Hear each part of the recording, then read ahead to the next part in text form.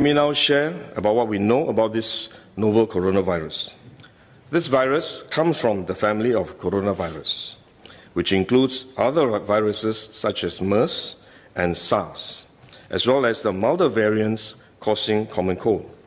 The medical consensus at this moment is that the novel coronavirus is more transmissible but appears less deadly than SARS. Evidence suggests that the rate of human-to-human transmission of this virus appears to be higher than that of SARS. For now, the evidence also suggests that transmission is mostly via droplets. What this means is that the virus is carried within droplets emitted from an infected person over a short distance, such as when a person coughs or sneezes. If these droplets come into contact with the eyes, nose or mouth of an individual, directly or indirectly through hands that have come into contact with these droplets, the individual may become infected. To clarify, there is no evidence currently to suggest that the virus is airborne. There are other viruses, such as the chickenpox, which can easily be transported via air currents and do not require droplets to contact the eyes or nose. The novel coronavirus is not in this category of viruses. The novel coronavirus could also transmit through surface contact. Let me explain. When a person sneezes or coughs, the droplets fall onto the surfaces of tables and chairs, and the virus may remain alive for up to a few days. When someone else touches the surfaces of these tables and chairs, the virus can be transferred to his hands, and if he then rubs his eyes or nose without washing his hands, he may become infected. So we should wash our hands.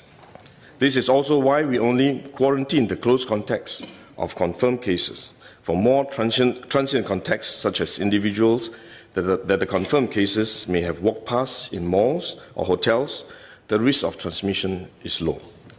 For coronavirus generally, the person is most infectious when he is displaying. There is evidence of limited spread from a person without symptoms during the incubation period.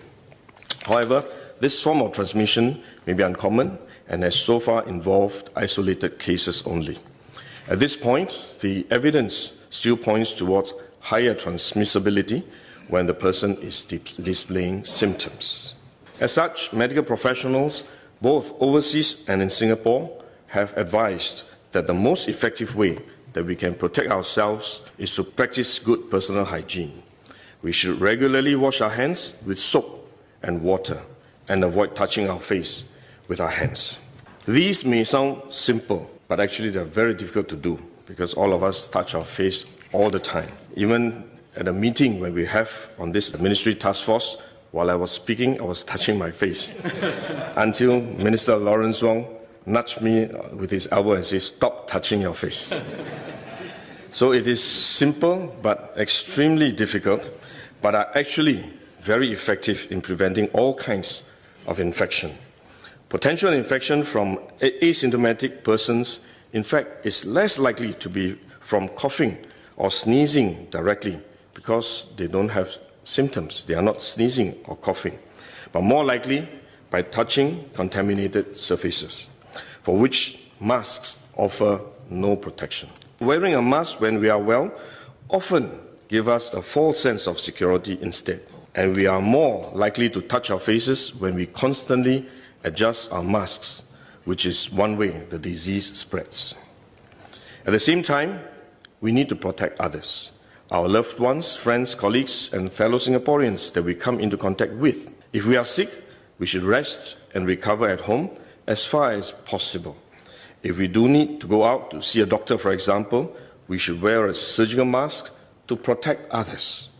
So this is when mask is needed, when we are unwell and have to go out.